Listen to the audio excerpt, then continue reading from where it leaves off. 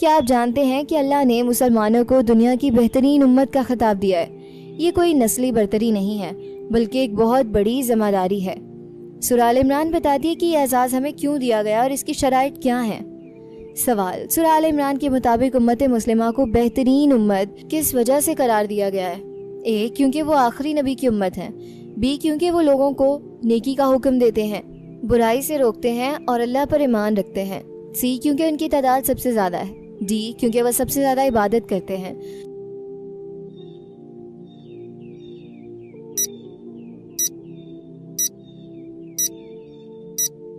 درست جواب بی، کیونکہ وہ لوگوں کو نیکی کا حکم دیتے ہیں، برائی سے روکتے ہیں اور اللہ پر ایمان رکھتے ہیں۔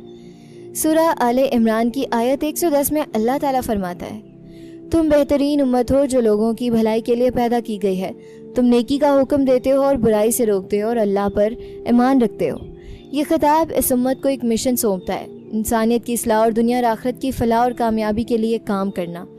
اللہ تعالیٰ ہمیں ہماری ذمہ داری کا احساس دلا رہے ہیں۔ ہمارا مقصد صرف اپنی نجات نہیں بلکہ پوری انسانیت کی بھلائی ہے۔ یہ امت صرف اپنے لیے نہیں بلکہ دوسروں کے لیے جیتی ہے۔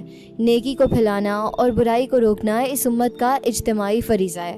یہ آیت آپ کو ایک فعال اور ذمہ دار شہری بننے کی ترغیب دیتی ہے۔ اپنے ارد گرد ہونے والی برائیوں پر خاموش نہ رہیں بلکہ حکمت اور محبت سے ان کی اصلاح کی کوشش کریں۔